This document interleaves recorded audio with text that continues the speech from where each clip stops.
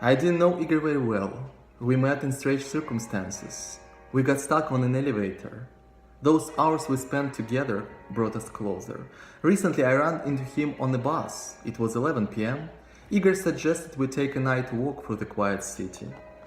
We walked in silence for a while, not wanting to speak. The snow was crunching beneath our feet, a full moon shining. Suddenly he asked a question. Do gays fall in love? His question was a direct hit at my heart. I used to ask myself this question often, and always to answer in the affirmative. Want me to tell you about myself? Asked Igor, and he began without listening to my answer. When Igor was 12, his parents died in a car accident. The tragedy left its mark on his little child's heart. Igor closed in on himself, became quiet. He was raised by his grandmother. But the years passed, and his granny quietly left for the other world. At 16, Igor was left alone, all alone in the world, unprotected, unneeded. He kept waiting for someone. He dreamed of getting out of this city, but he couldn't.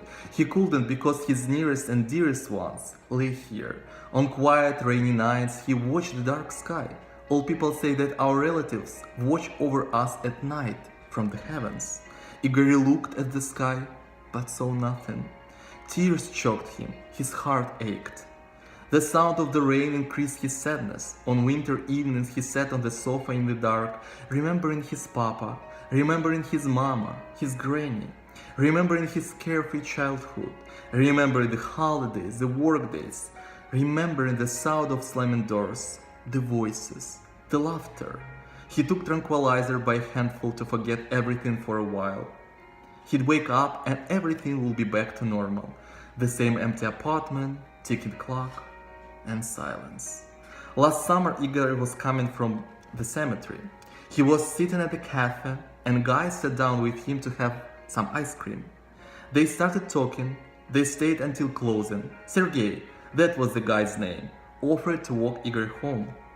They chatted at the front door till the late night. They agreed to meet the next day.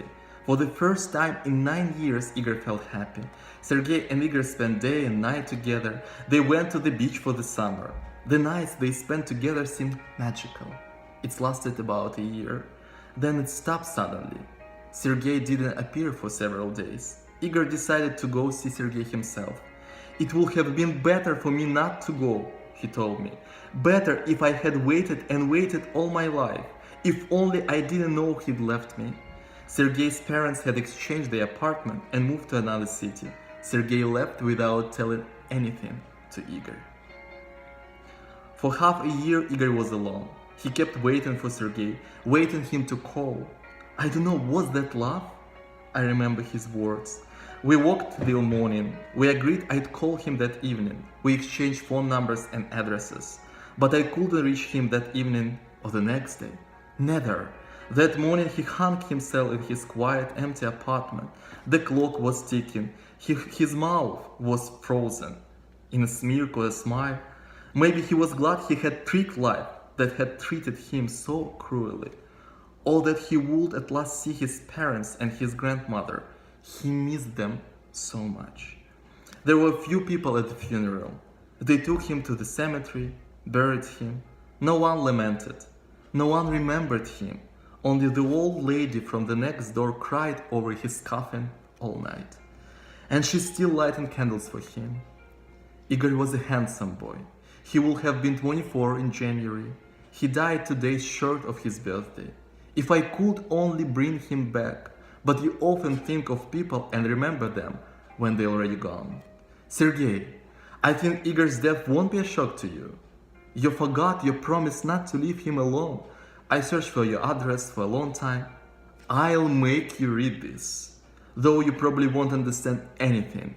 You've lost every ounce of brain not to understand what you have done. Lord Igor, why did you leave? To suffer and die for your love? I know you were very unhappy in this cruel world. You paid for your first and only love with your life. On a winter day, I walk in the cemetery. The snow crunches beneath my feet. I turn to your grave. Hi, I brought you black roses. You love them. You're probably happy. No one remembers you on this earth except the old lady neighbor and me. Our conversation lasts for hours. It gets dark, I head home, a snowstorm comes up. Do gays fall in love? I ask myself, and answer in the affirmative. P.S. I can't understand why Igor left this world after our conversation. Probably he didn't want to go to a better world with a heavy heart, full of tears, misery, and offense. Someday I will definitely see you and ask you this question. Life is not eternal. Marat P. Laskari.